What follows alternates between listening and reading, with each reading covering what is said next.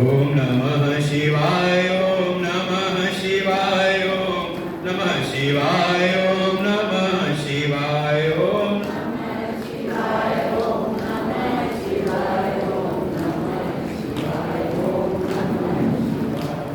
नमः शिवाय ओम नमः शिवाय ओम नमः शिवाय ओम नमः शिवाय ओम नमः शिवाय ओम नमः शिवाय ओम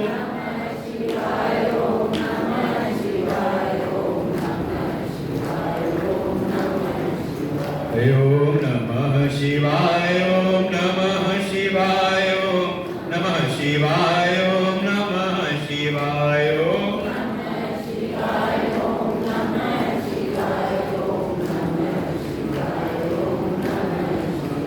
ओम नमः शिवाय ओम नमः शिवाय ओम नमः शिवाय ओम नमः शिवाय ओम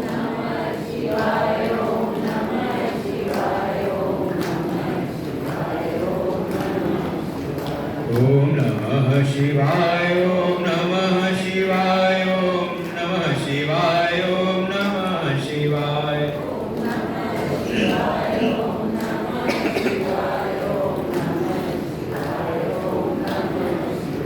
ओम नमः शिवाय ओम नमः शिवाय ओम नमः शिवाय ओम नमः शिवाय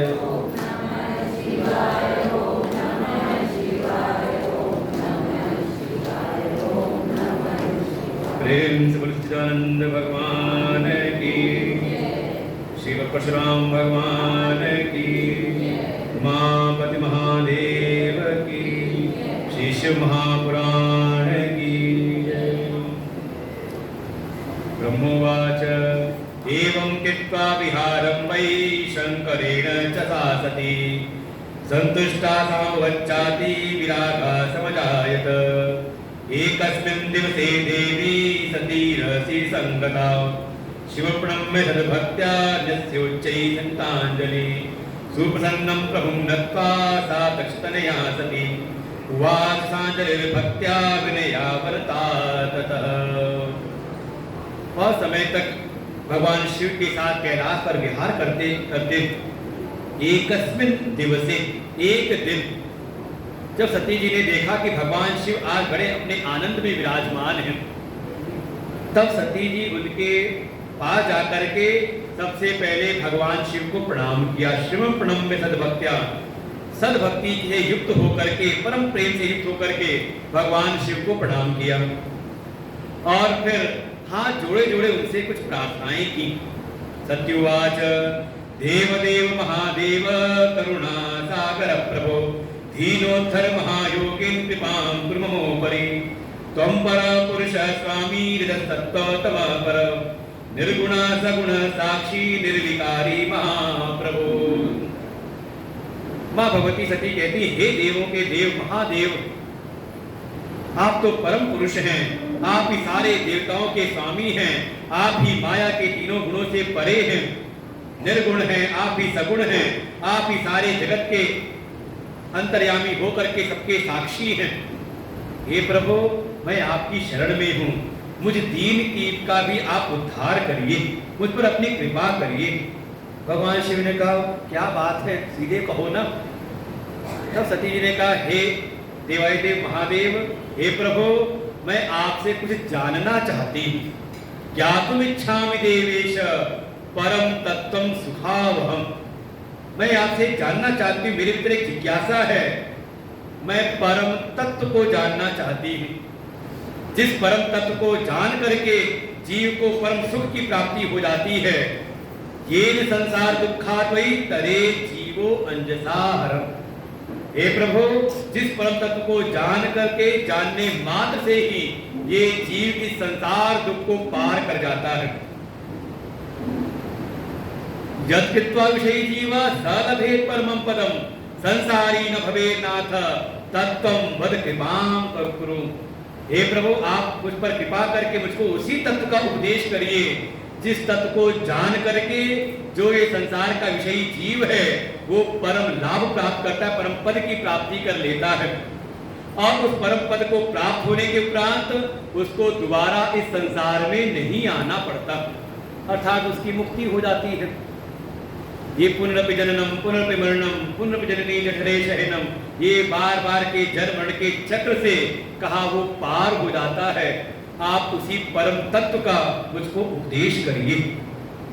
भगवान शिव तो बड़े प्रसन्न हुए। अरे वाह सखी, तुमने तो बड़ा सुंदर प्रश्न पूछा है। और वास्तव में ऐसी कोई जिज्ञासा लेके जाए संतों के पास में, गुरु जी के पास, तो गुरुजन भी जो आत्मवेत्ता हैं, जो तत्ववेत्ता है, वो बड़े प्रसन्न होते हैं। चलो आज कोई अच्छा जिज्ञासु मिला। केवल हाल चाल नहीं, गुरु जी कैसे हो, गुरु जी कहते हाँ ठीक हूँ, और भाई ठीक हूँ तभी तो आए हो मेरे पास में, और मैं भी दुखी होता तो आते। अच्छा मान लो आप जाओ आश्रम आओ हमारे पास, और वहाँ बैठते हमारे सामने मैं आपके सामने अपना दुखा रोना शुरू कर दूँ, हाय हाय बड़ा दुख है, कहाँ आके फंस गए, कहाँ, क्या करोगे? मन में आएगा आज तो आके फंस गए, दोबारा मौका दोबारा नहीं आएगी। गुरु तो खुद ही दुखी पड़े हुए, तो हम क्या करें भाई?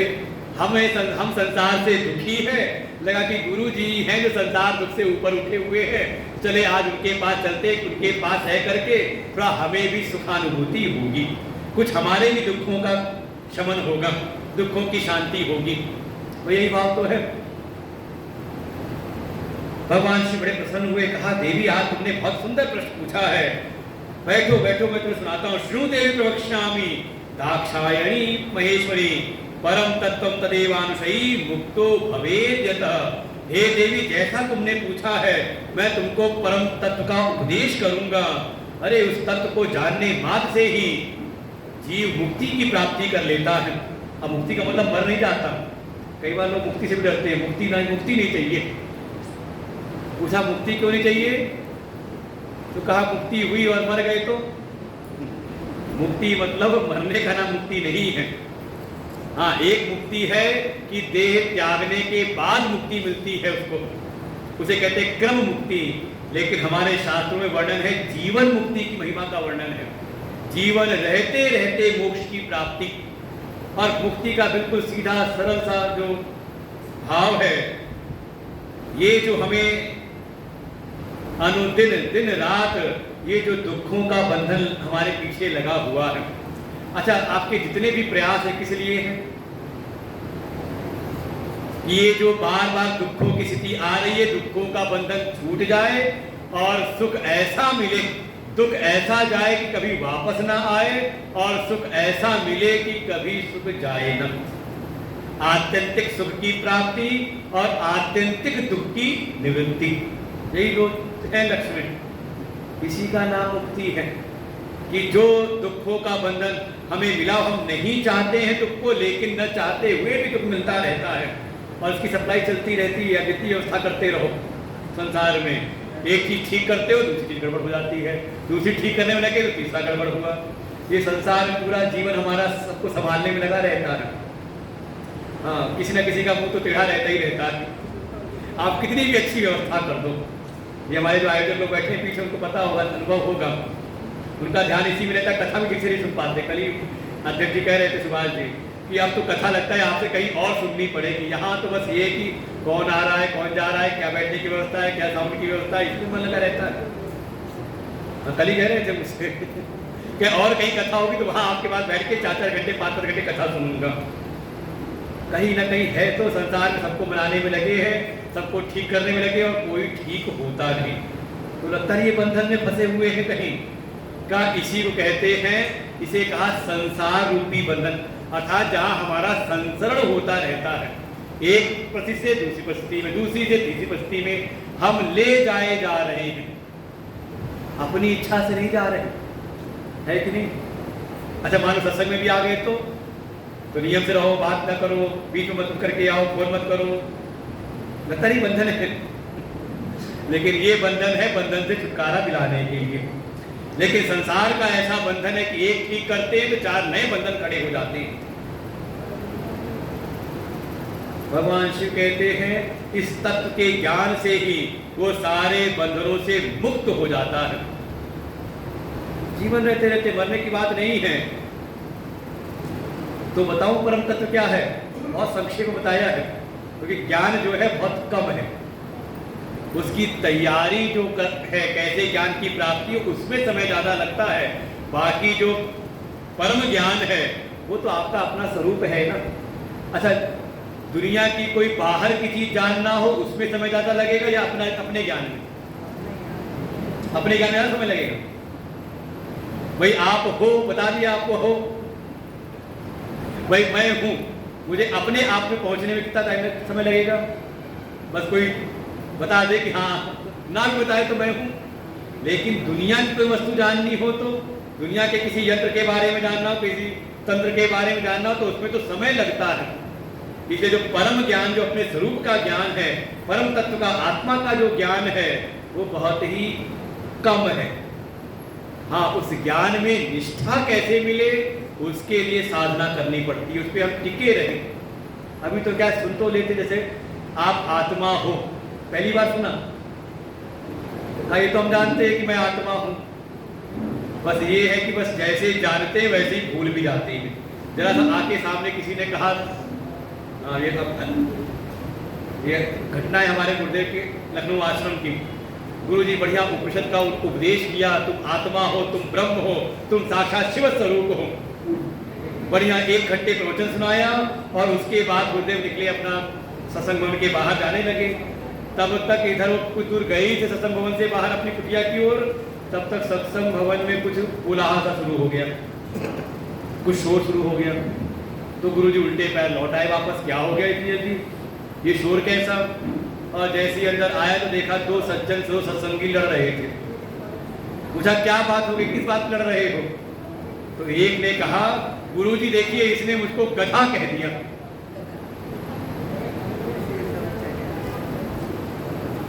गुरुजी ने तुरंत अपने माथे पर हाथ रखा, कहा हे भगवान, 20 साल से मैं समझा रहा हूं, तुम आत्मा हो, तुम ब्रह्म हो, तुम ईश्वर के अंश हो, तुम भगवत स्वरूप हो।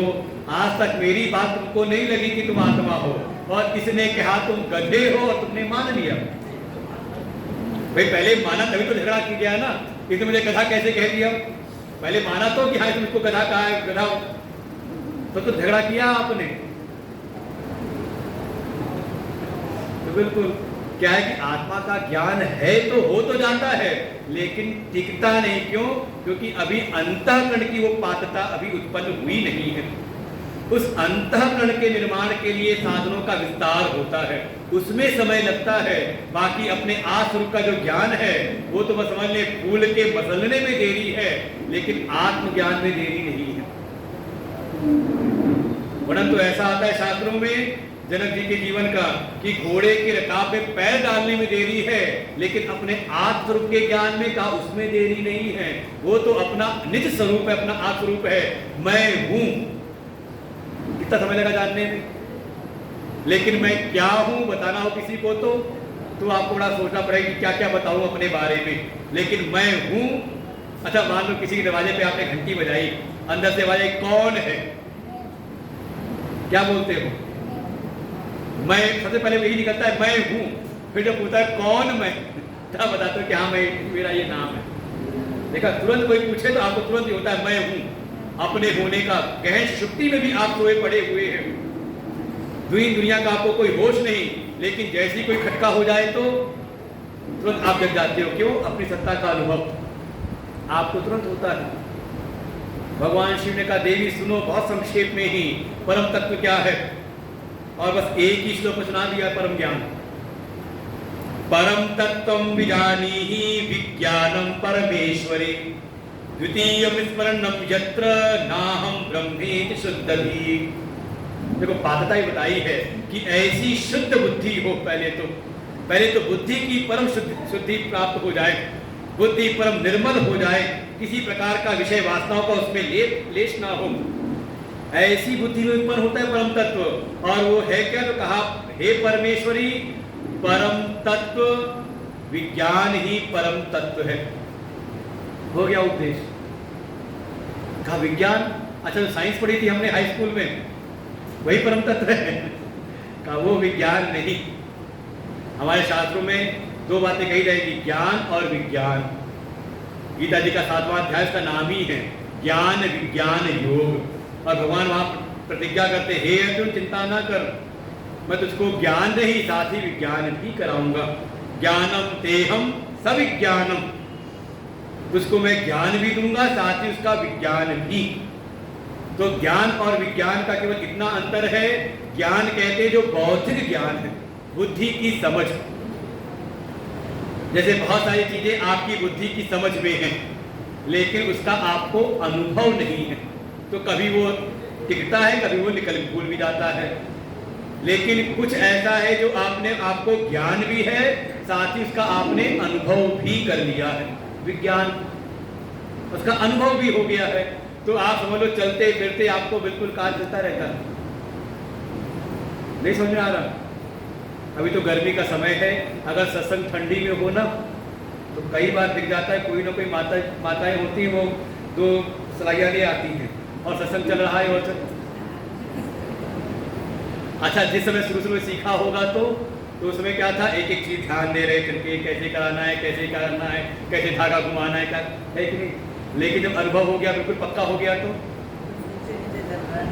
नीचे चल रहा है वो काम। गुरु जी सत्संग सुना रहे हैं और सुन रहे हैं और काम चल रहा है, क्या हुआ ये, तो उसका विज्ञान हो गया। अच्छा, पहली बार जब रसोई में गए होंगे, जब रोटी बनानी पड़ी होगी, कितना ध्यान दिया होगा, का भी ज्ञान ले रहे हैं। लेकिन धीरे धीरे स्थिति कैसी हो गई, अनुभव हो गया, पक्का हो गया, तो अब तो बस बात, अच्छा हमारे गुरुदेव का दिया हुआ दृष्टांत है, घर में मान लो 5 लोगों के लिए दाल बनाने में कितनी दाल लगेगी, कितने ग्राम दाल लगेगी? 500 ग्राम, 250 ग्राम। इन्होंने कहा 250 ग्राम, उन्होंने कहा 5 मुट्ठी, किसी ने कुछ और, कोई और कुछ कहना कुछ। अच्छा ठीक है, अच्छा मान लो आधा किलो दाल हमने चढ़ाई पकानी, आधा किलो दाल, नमक कितने ग्राम लगेगा? कितने ग्राम नमक लगेगा? 5 ग्राम, 10 ग्राम, 50 ग्राम? ताकि ये सब बात मत पूछो, जब बनानी होगी तो हमारा अनुभव है, कितने लोगों के बनाना, अपने अनुभव से, अपने हाथ से, चाहे मुट्ठी का हो, चाहे कटोरी का हो, चाहे गिलास का हो, हम अपना बना लेंगे। नमक कितना डालना है का वो अनुभव है हमें, है कि नहीं? है कि नहीं? तो किसी को है, पहले ऐसा जरूरत है नाम ना बताया गया होगा, कभी सिखाया होगा किसी ने, बताया होगा इतनी कटोरी डालना, इतने कहते हैं, अभी कटोरी भी कितनी बड़ी हो, फिर नमक भी कितना डालना, और अनुभव हो गया तो खटपट पहुंचे रसोई के अंदर, खटपट किया, सब करते करते सब काम, भोजन तैयार है कि नहीं? का ऐसे ही अपने आत्म स्वरूप को पहले हम जब श्रवण करते हैं, मनन करते, निध्यासन करते हैं, तब तक इसको कहते हैं ये है ज्ञान। आप सब आत्मा हो, ये आपको हुआ ज्ञान। लेकिन ऐसा ही निश्चित आपको अनुभव हो जाए कि कभी आपकी दूसरी बुद्धि बने ही ना। अभी तो क्या है, सत्संग में है तो आत्मा है, भगवत स्वरूप है, और जैसे ही बाहर निकले तो कभी शरीर बनते हैं, कभी मन बनते हैं, कभी बुद्धि बन जाते हैं। मैं बहुत ज्ञानी हूँ, क्या बन गए आप? तो बुद्धि को मान लिया। मैं आज सुखी हूँ, तो सुखी दुखी होना मन का कार्य है, तो आप मन हो गए। कभी मोटा पतला आपने माना, सुंदर रूप माना, तो शरीर है कि नहीं? तो क्या है, ज्ञान तो है, अभी उतना विज्ञान नहीं। भगवान शिव कहते हैं, हे देवी, विज्ञान ही परम तत्व है, और विज्ञान भी कैसा? तो कहा द्वितीयम स्मरणम यत्र न, जहां पर कोई दूसरा स्मृति में न आए, केवल एक ही विचार हर समय निष्ठा पूर्वक रहे, अहम ब्रह्म। ये कहा अहम ब्रह्म इति, इतना ही है, मैं ब्रह्म हूं, मैं आत्मा हूं। ऐसी निष्ठा आ जाना, ऐसी पक्की एक पक्की निष्ठा हो जाए, ठीक है, सारा कार्य कर। जैसे अभी आपको एक निष्ठा है अपने भीतर, कैसी निष्ठा है कि मैं शरीर हूं, अच्छा उसमें भी मैं स्त्री हूं, मैं पुरुष हूं। अब देखो चलते फिरते कोई आपको बताता नहीं। हाँ, कभी बचपन में कहा होगा कि तुम स्त्री हो, तुम कन्या हो, तुम्हें ऐसा करना है, तुम पुत्र हो तो तुम्हें ये कार्य करने हैं। लेकिन अब क्या है, ऐसा बिल्कुल उसमें निष्ठा है स्त्रीत्व में और पुरुषत्व में कि आप चलते फिरते जो भी काम करते हो, आपके मन के धारणा बने कि मैं स्त्री हूं, मैं पुरुष हूं। यहां तक कि आप सो जाते हो, सपने में चले जाते हो, लेकिन फिर भी कभी अदला बदली हुई कभी कि आपको लगा हो कोई स्त्री हो, उनको लगा मैं पुरुष हो गई आज सपने में, या पुरुष ने सपने में अपने को स्त्री रूप में देखा हो। सपने में भी हमेशा अपने स्त्री और पुरुष बने पर हमें बिल्कुल निष्ठा रहती है। ऐसे ही ये देहात भाव निकल जाए और ये ब्रह्म भाव भीतर टिक जाए। इसी बात अध्यात्मवाद, सारी बात चल रहे हैं आज कथा में, तो बीच के भी दो आएंगे। ये भौतिक शरीर में नहीं, बल्कि मैं ब्रह्म हूँ, आत्म स्वरूप हूँ, जो नित्य है, जो निर्विकारी है, जो चेतन है, जो सर्व साक्षी है, जिसके प्रकाश में सब कुछ प्रकाशित होता है, वही आत्मा, वही ब्रह्म मैं हूँ। ऐसी जिसकी दृढ़ निष्ठा बन जाए, समझ लो, ऐसी निष्ठा रह करके आप जो भी सारे कार्य अपने कर्तव्य करते रहें, बस ये बना रहे कि जो भी क्रियाएं हो रही वो शरीर से हो रही हैं, मैं केवल साक्षी मात्र हूँ। ऐसी स्थिति आ जाए, इसी का नाम है विज्ञान। हे देवी, इसी का नाम है परम तत्व। हो गया ज्ञान, हो गया सत्संग पूरा। लेकिन भगवान शिव कहते, हे देवी, तद्दुर्लभम लोके अस्मिन् तद ज्ञाता विरलः प्रिय यादिशो यशदासोहम ब्रह्म साक्षात परात्पर। हे देवी, बस दिक्कत ये है कि ये जो विज्ञान है, ये जो ब्रह्म भाव है, ये जल्दी होता नहीं। जो इस परम तत्व के ज्ञाता हैं, ये तीनों लोकों में दुर्लभ है। तद्दुर्लभम लोके, तीनों लोकों में का इसके जानने वाले दुर्लभ है। और हे प्रिय, हे सती, अगर कोई ऐसा है जो नित्य ही निरंतर ही अपने इस ब्रह्म भाव में, इस ब्रह्म तत्व में स्थित रहता है, जिसको ब्रह्म साक्षात्कार हो चुका है, भगवान श्री कहते हैं सदा सो अहम, वो समझ लो उस रूप में मैं ही हूं। बिल्कुल तज्जने भेदा अभावात, जो भगवान के भक्त हैं, जो भगवान के तत्व को जान लेते हैं, उस भक्त और भगवान में फिर भेद नहीं, बल्कि दोनों एक रूप हो जाते हैं। जानत तुम्हें हो ही जाए। अच्छा, कैसे हो गए? ऐसा कभी हुआ कि हम फूल को जाने फूल बन गए हैं? हमने किसी और को जाना, अच्छा मैं महाराज जी को जान गया तो महाराज जी हो जाओ, वो मुझको जान जाए तो वो मेरे समान हो जाए, हो सकता है? ये क्यों कह दिया कि जानत तुम्हें हो जाए, जो भगवान को जाने भगवत रूप हो जाएगा? वास्तव में हूँ भगवत स्वरूप, लेकिन संसार की माया में फंस करके, संसार की माया में, माया के तीनों गुणों में लिपट करके अपने को मैंने मायामयी जीव मान लिया।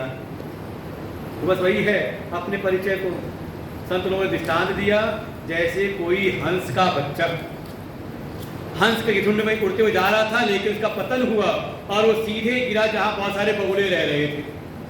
तो छोटा बच्चा था, जैसे बगुले का शरीर सफेद है, ऐसे हंस का शरीर भी सफेद काफी कुछ।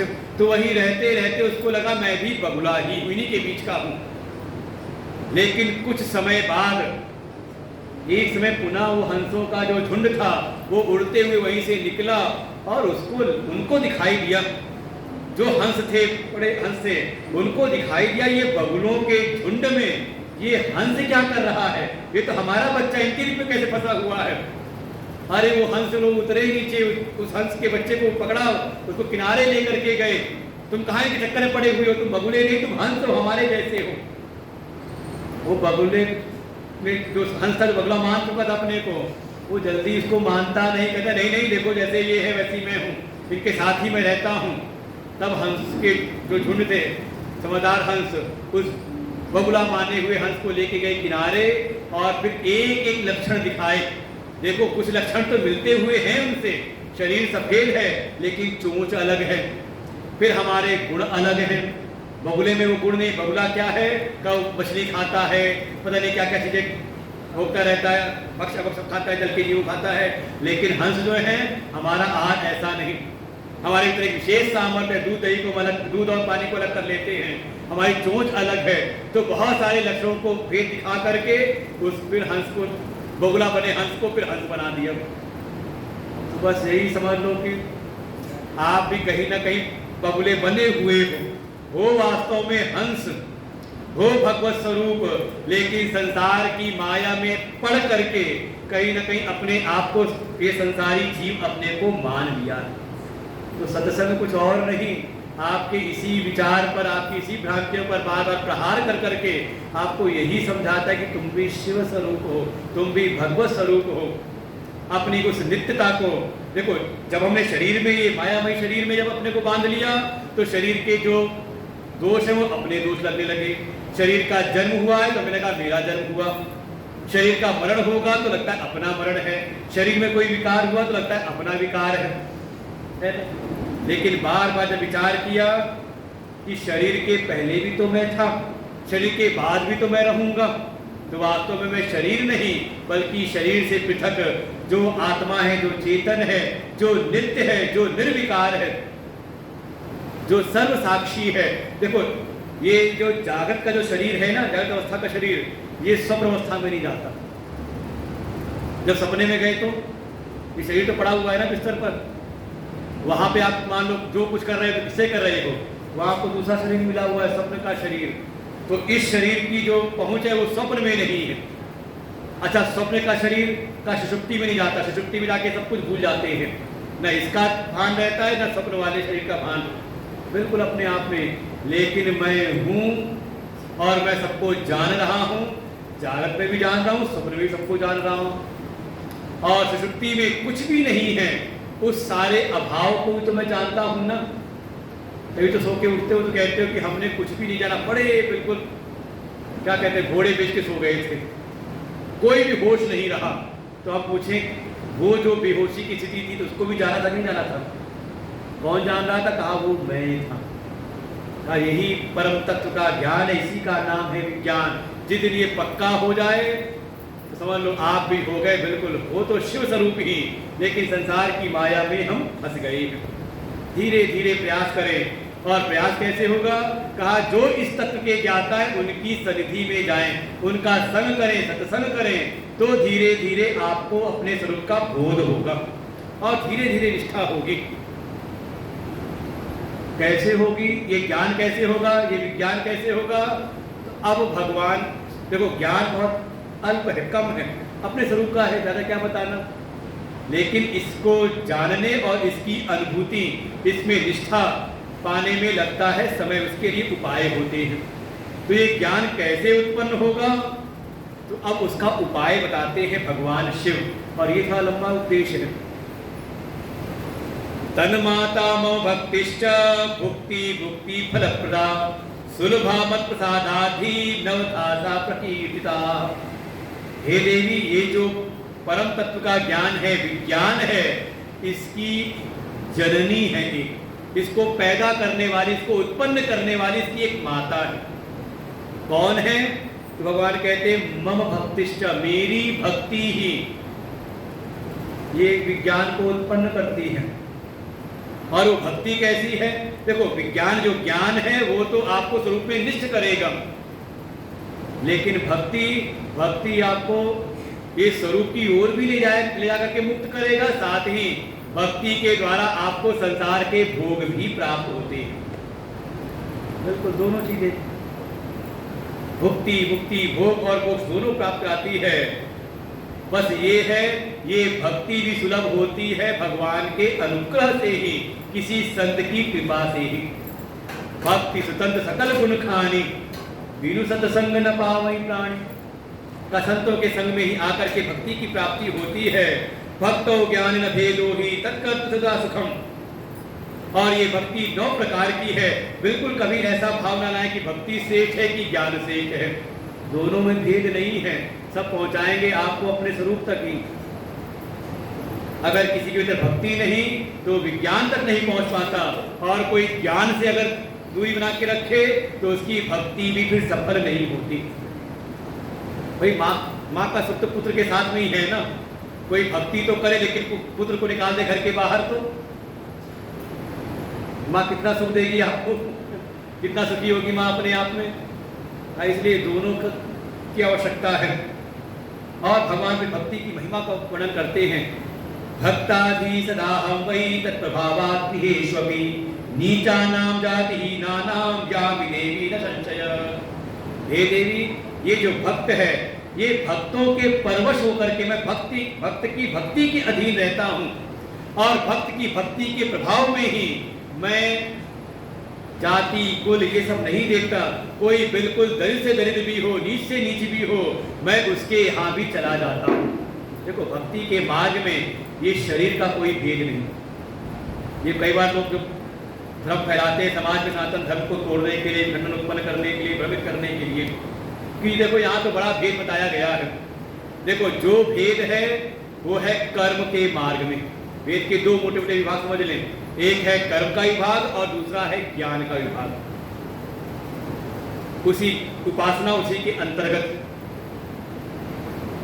तो कर्म के विभाग में आवश्यकता रहती है शरीर की। जो भी कोई कर्म है तो शरीर से किया जाएगा, है कि नहीं? भाई कोई भी काम करना, क्रिया करनी है तो किससे करेंगे? शरीर से। तो जैसा कर्म है, कर्म के अनुरूप शरीर की अनिवार्यता रहती है। जैसे मान लो कोई भारी सामान उठाना हो, तो कोई बॉक्स उठाना हो, साउंड बॉक्स उठा वहाँ लगाना है तो, और मैं कह दूँ कोई 80 साल के दादाजी बैठे हो, चलो उठा के उठा करो, तो दादाजी भी कहेंगे मेरी हालत नहीं देख रही, मुझसे ये काम कह रहे हैं करने। भाई जैसा कार्य ज़्यादा परिश्रम वाला कार्य है तो मैं जो देखो कोई जवान व्यक्ति हो, जवान कोई बच्चा हो, भैया उठाओ उसको उठा के वहाँ कर दो।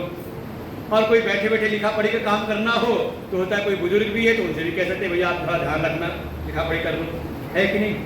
तो ऐसी वेदों में जिस प्रकार का कर्म है उसके अनुरूप वहाँ पर अनिवार्यता है शरीर की।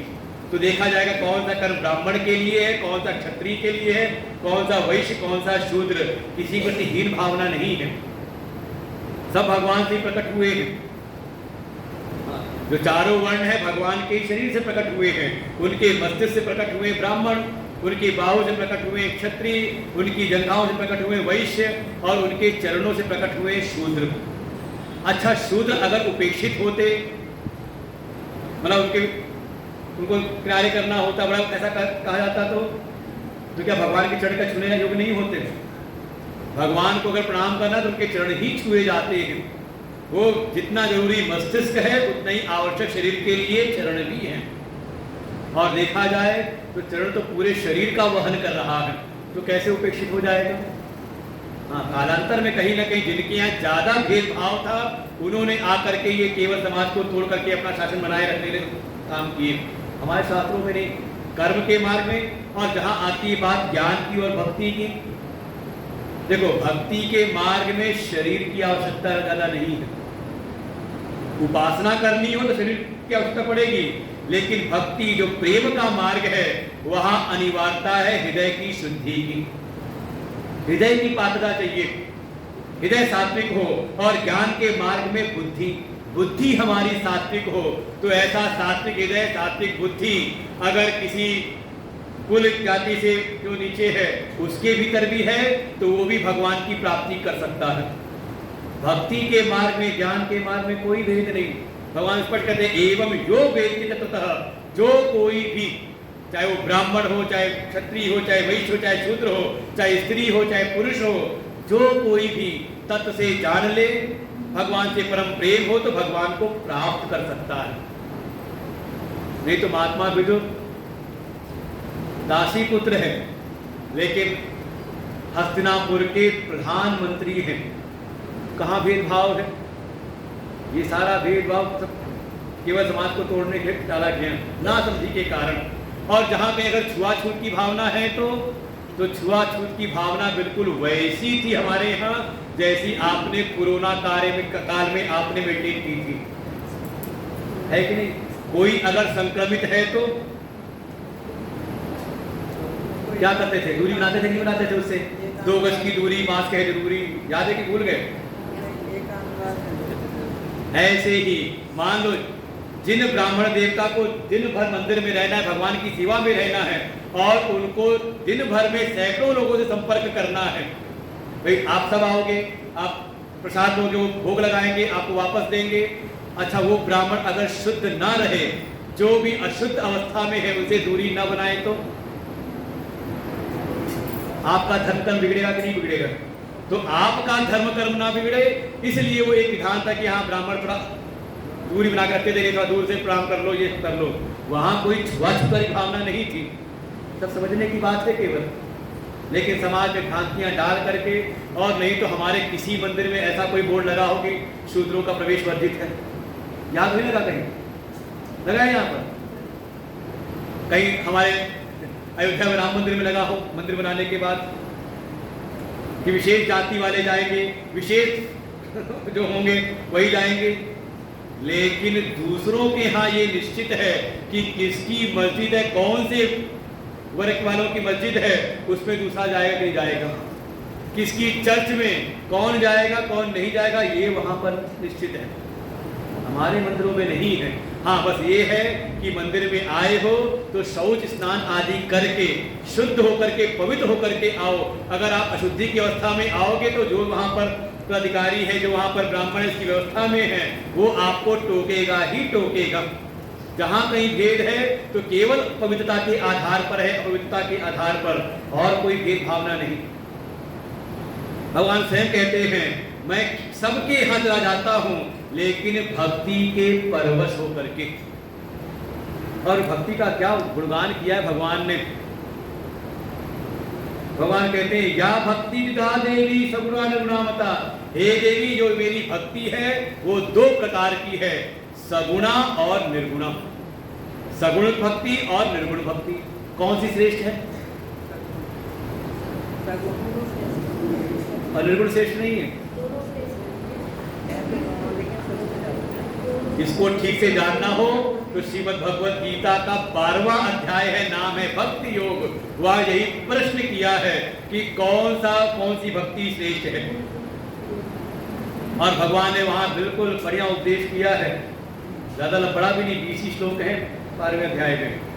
और नहीं तो एक हफ्ता सुनो बैठ के भक्ति योग श्रीमद् भगवत गीता का, तो समझ में आता है यहाँ भक्ति श्रेष्ठ और निकृष्ट नहीं, बल्कि ये आना चाहिए कि हम कौन सी भक्ति के योग्य हैं। हम सगुण की भक्ति में लगे या हम निर्गुण की भक्ति करें, क्योंकि दोनों के लिए योग्यता निश्चित है। सभी निर्गुण में नहीं लग सकते और सभी का मन सगुण में नहीं लग सकता।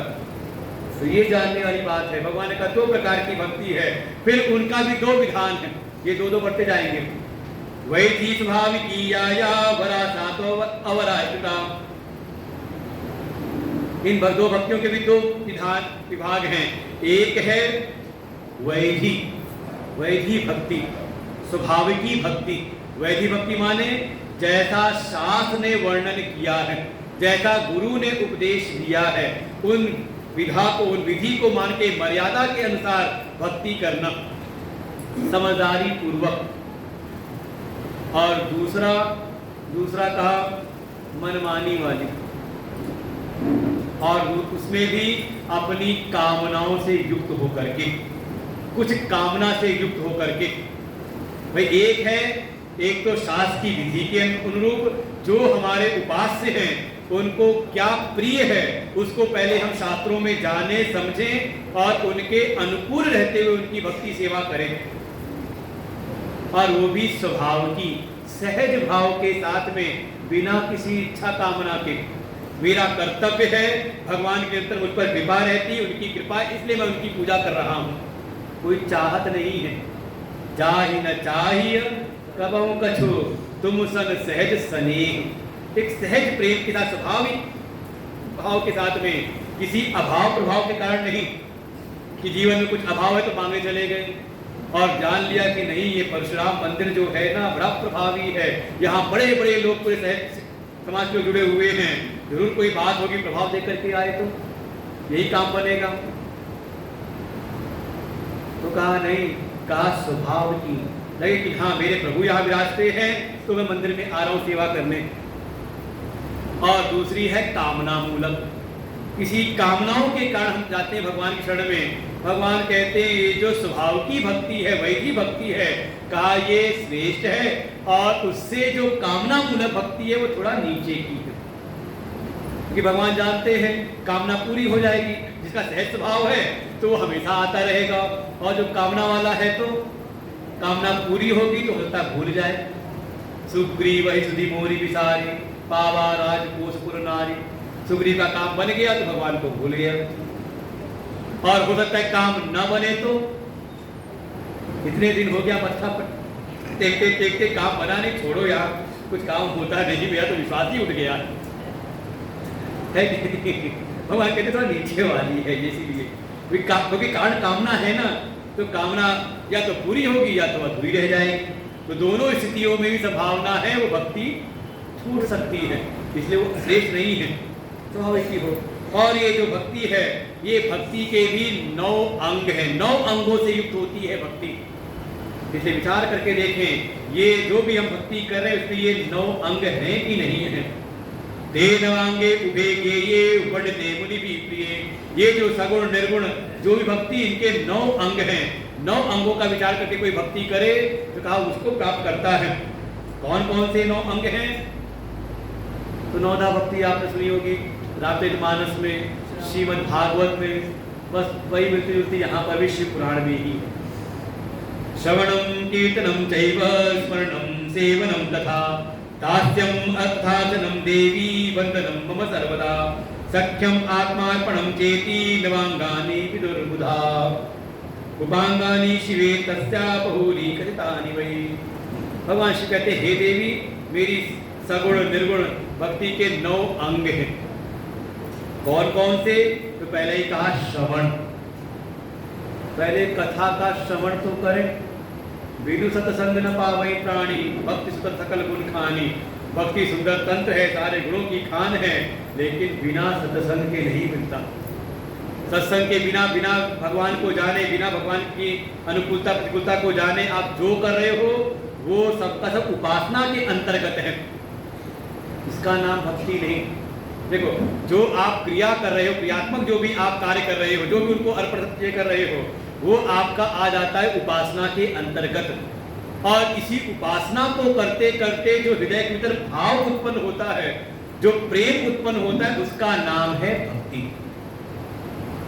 जो भी हम भगवान को अर्पण करें, जो उनकी सेवा कर रहे हैं, ये सब करते करते भगवान से अपनापन, भगवान से प्रेम कितना उत्पन्न हो रहा है, ये विचार करने योग्य है।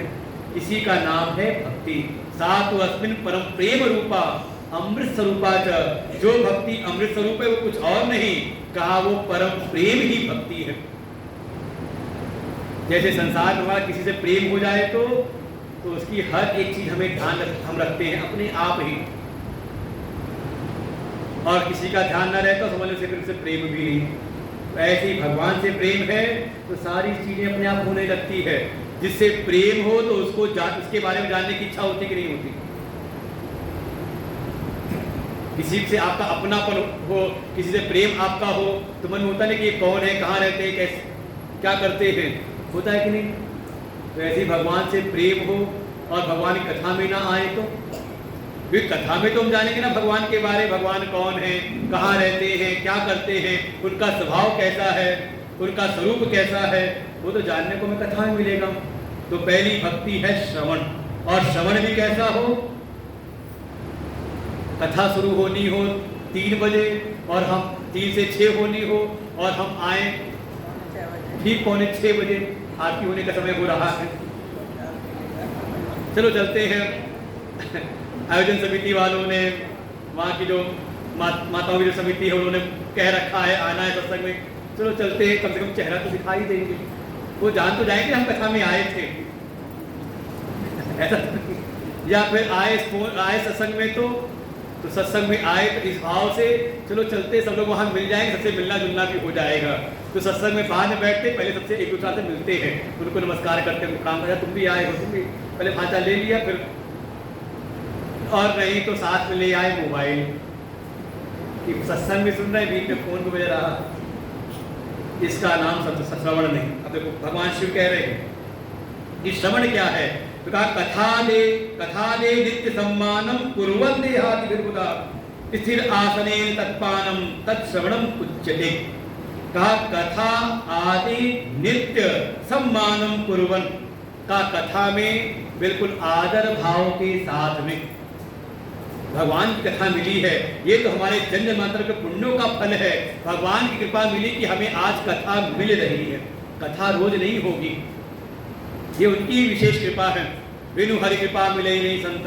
देखिए, बिना भगवान कृपा के संत और बिना हरि कृपा के सत्संग नहीं होता।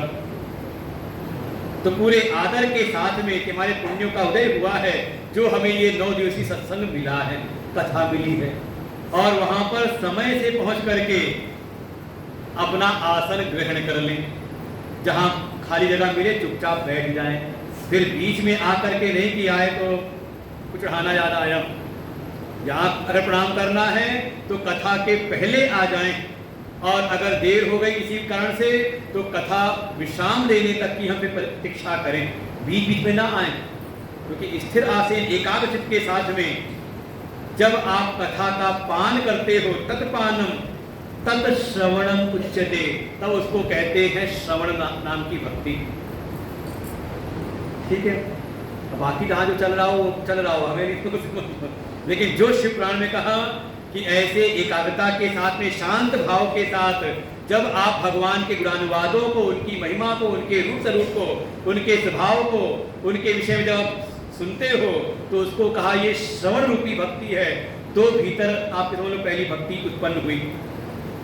फिर दूसरी है कीर्तन। कीर्तन का हृदाकाशे संपश्यन् जन्म कर्माणि वै मम उच्चोच्चारणम तेषाम एतत् कीर्तनम उच्यते। फिर जो भी आपने श्रवण किया है एकाग्र मन के साथ में, आदर भाव जो आपने सुना है, जो आपके हृदय के भीतर भगवान के गुणानुवाद आए हैं, जो आपने सुना भीतर आए सब वो भाव, भगवान के जन्म कर्म, उनकी लीलाएं, उनके रूप स्वरूप की जो भी चर्चाएं हैं, समय मिले तो अपने जो संगी साथी हैं कुछ लोग को इकट्ठा किया और भगवान की महिमा का उच्चारण।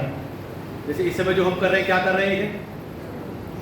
आप कर रहे हो वो श्रवण और मैं कर रहा हूं कीर्तन। देखो, कीर्तन का केवल इतना ही आप ही कीर्तन करते हो ढोलक लेकर के, भाव क्या है उसमें?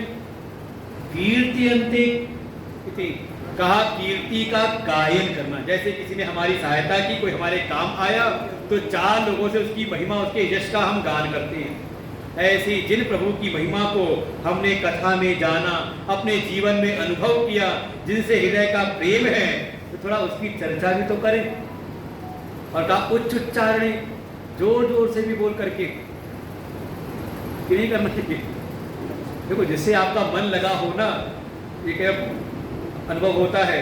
कोई आया तो अपने बच्चे की बात करता रहता है, कोई आया तो अपनी भक्ति की बात करता रहता है, कोई आया तो अपने किसी मित्र की बात करता है। जैसी वो बात करता है समझ आते इनका देखो उससे विशेष लगाव है। तो ऐसी अगर भगवान से लगाव है तो थोड़ा भगवान की चर्चा भी तो हमारे मुख से हो, संसारी चर्चा ना करके थोड़ा भगवान की चर्चा। इसका नाम है कीर्तन। तीसरा कहा स्मरणम, व्यापकम देवी माम दृष्ट्वा नित्यं सर्वत सर्वदा निर्भयत्वं सदा लोके स्मरणं तत्पदाहृतम्। अच्छा, स्मरण में भी 2 भाग बताए, बाकी तो एक ही चल रहा है, लेकिन स्मरण में 2 भाग बताए। एक है निर्गुण स्मरण और एक है सगुण स्मरण। भगवान का स्मरण सदैव बना रहे। कैसे? कि परमात्मा एक देशीय नहीं है, केवल मंदिर में ही नहीं है, बल्कि व्यापकम माम दृष्ट्वा, हे देवी मुझको सर्वव्यापक देख करके, जान करके। नित्यम, भगवान नित्य हैं, सर्वत्र सब जगह हैं, सर्वदा सब समय हैं। ऐसा भाव निरंतर बना रहे, और ऐसा भाव है तो निर्भयत्वम तथा लोके, फिर वो निर्भय रहता है। आपको डर तो नहीं लगता?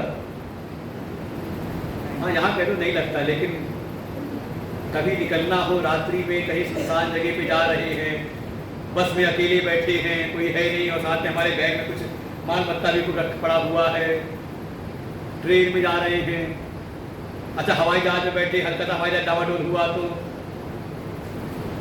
डर तो नहीं लगता? अरे कृपा है, भगवान के पास ही जल्दी पहुंच जाएंगे, ऊपर है तो। भगवान को सब जगह सब समय जानते हुए उन पर आश्रित रहें कि रक्षा करने वाले प्रभु हैं। तुम रक्षक काहू को डरना। हे हनुमान जी, हे प्रभु, जब आप मेरे रक्षक हैं तो मैं फिर क्यों डरूं? भयभीत ना हो। और अगर भयभीत रहता है, डरा रहता है, देखो मर्यादा होनी अलग चीज है। भगवान के पास आए, गुरु जी के पास गए, संत के पास गए, बड़ों के साथ व्यवहार कर रहे हैं तो डर से नहीं बल्कि मर्यादा के साथ व्यवहार करना वो एक अलग चीज है, और एक है डर के साथ करना। अंतर है कि नहीं? कहाँ पे मर्यादा होनी चाहिए उसका करना, ये नहीं कि निडर हो गए तो बिल्कुल चले गए, माता पिता के सामने भी निडर होके खड़े हैं करके, वो नहीं, वो मर्यादा अलग चीज है। डर मतलब जो हर क्षण हमारे भीतर एक भय लगा रहता है, एक भविष्य की आशंका लगी रहती है, पता नहीं अब क्या होगा, अब क्या होगा, होती कि नहीं होती? ऐसी कोई आशंका ना रहे। इसे कहा निर्गुण स्मरण है कि परमात्मा हर जगह, भाई निर्गुण निराकार है तो किसी आकृति किसी गुण में बल्कि सब जगह है। अच्छा मान लो कोई भूत दिखाई दिया आपको, तो डर लगेगा भूत से? तो मतलब भक्ति में कुछ कमी है,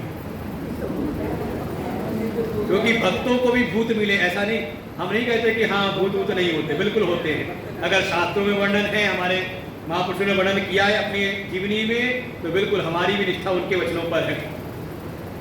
बस ये है कि भूतों से डर नहीं लगता। हमारे महापुरुषों को भी भूतों का हाँ आमना सामना हुआ है। जैसे हमारे गोस्वामी जी को भी एक भूत मिला, प्रेत ही तो मिला था उनको, लेकिन प्रेत ने भी रास्ता दिखाया था हनुमान जी से मिलने का। ऐसे हमारे संन्यास परंपरा के परम संत शिरोमणि परम विद्वान मधुसूदन सरस्वती जी, उनके जीवन की घटना उन्होंने भी बताया अपनी जीवन वृत्ति में। तो बिल्कुल भूत प्रेत हैं, लेकिन मेरी निष्ठा ये है कि उस भूत को भी अगर चेतना मिल रही है तो किससे मिल रही है? कहा मेरे प्रभु मेरे भगवान से ही। तो भगवान तो उसमें भी है ना। अगर भगवान सर्वत्र सर्वदा सब जगह है, कण कण में है, तो उस भूत में है कि नहीं?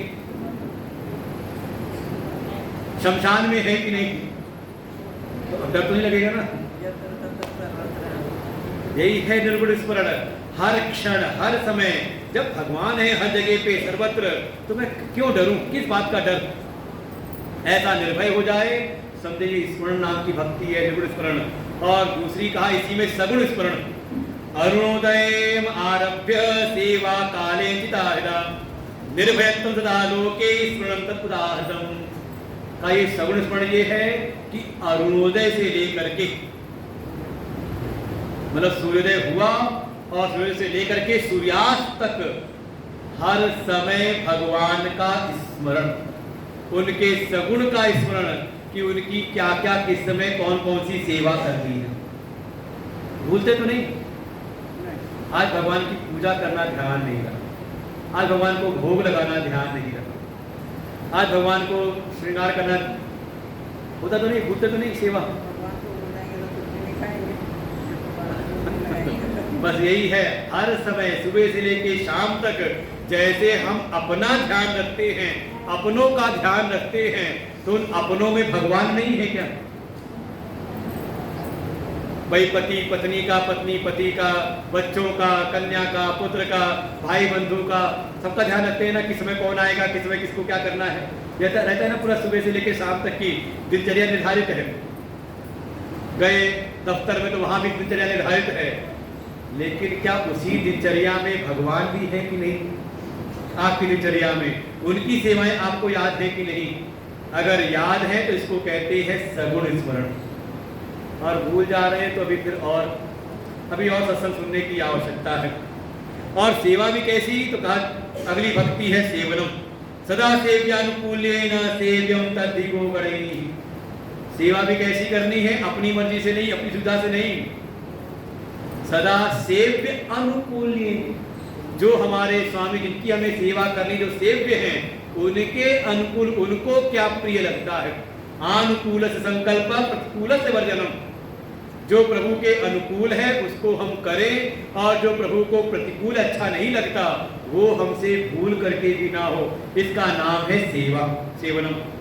फिर हृदयामृत भोगेन प्रियम दास्यम। हमेशा ये भाव बना रहे कि वो स्वामी है और मैं सेवक हूं। नहीं, इसी का नाम है दास्य भक्ति।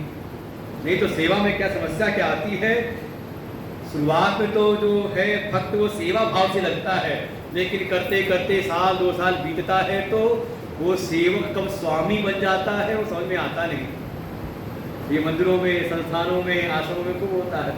हम लोग को अनुभव रहता है कि 2 साल तक तो इसने बड़ी अच्छी सेवा की, लेकिन उसके बाद 2 साल बाद वो अपने अधिकार सोच लेता है कि हाँ मेरा ये अधिकार, मैं ये कर सकता हूँ, ऐसे ऐसा क्यों नहीं किया, वैसा क्यों नहीं किया, इसको ऐसा करना चाहिए। क्या हुआ ये? अब सेवा भूल गए, भगवान की मुझे कैसी सेवा करनी है, अपना कर्तव्य भूल गए, अब दूसरों की बातें ज़्यादा ध्यान दें। इसी का नाम, इसका समझ लें कि दास भक्ति नहीं हुई। सेवा हो तो सदैव ही ये भाव रहे कि मैं सेवक हूँ, मैं स्वामी नहीं, स्वामी तो प्रभु है। वो सबके कर्मों को देखने वाले हैं, मैं क्यों अपनी दृष्टि को दूषित करूं? जो जैसा कर रहा है, जाकी जैसी चाकरी ताको वैसा देख वो देने वाले, मैं क्यों चित्त को विक्षिप्त करूं? इसका नाम है दास भक्ति। 5वीं, उसके बाद जैसी सामर्थ्य है, यथा शक्ति यथा सामर्थ्य। सामर्थ्य है राजाओं जैसी तो आप राजोपचार करिए। ये नहीं कि अपने लिए तो बढ़िया से बढ़िया हो। देखो संसारी में और भक्त में यही अंतर है। संसारी जब अपना कोई कार्य करना हो तो बढ़िया से बढ़िया होना चाहिए, अच्छे से अच्छा, टॉप से टॉप ब्रांड की चीजें होनी चाहिए, जितनी सामर्थ्य है बिल्कुल उसके लेवल वाली होनी चाहिए, कोई कमी नहीं। लेकिन भगवान की व्यवस्था करनी हो, मंदिर की सेवा करनी हो तो कहीं दृष्टि जाती कितने में काम चले जाएगा। होता तो नहीं, वो कई बार होता है कि पूजा की दुकानें ऐसी होती कि वहाँ पे सब सामान अलग मिलता है। अगर जौ तेल अगर आप जाओ किराने की दुकान से लो, जहाँ से हम अपना भोजन लेते तो अलग क्वालिटी है, और आप चले जाओ पूजा की दुकान में तो पक्का वो कहते हैं वो शायद भूसी रह गई हो तिल की, सब खुल खा गया हो, या कुछ भी अपना दे दिया वहाँ पर। वो भगवान के पूजा की धोती बड़े सब अलग अलग मिलते हैं। बिल्कुल सावधानी पूर्वक, जैसी सामर्थ्य है वैसी व्यवस्था। और भगवान को आपकी शक्ति सामर्थ्य अच्छे से पता है, उनसे कुछ छिपा नहीं है। बिल्कुल राज स्थिति, राजा वाली स्थिति है तो राजोपचार करें। लगता है हमारे प्रधानमंत्री को देखिए, राजा हैं तो जहाँ जाते हैं तो वहाँ का तीर्थ का उद्धार कर देते हैं कि हाँ बिल्कुल सब अच्छा हो जाए यहाँ पर। तो ये भावना है। थोड़ा कम है तो कहा षोडशोपचार कर लें, 16 उपचारों से भगवान की सेवा करें। ना हो तो पंचोपचार करें, वो भी ना हो तो आप पत्रम पुष्पम फलम तोयम। लेकिन ना होने पर छल कपट नहीं कि आप जाओ जो और कहो कि यथा शक्ति यथा सामर्थ्य, भगवान सब आपकी सब सामर्थ्य जानते हैं। इसका नाम है अर्चनम।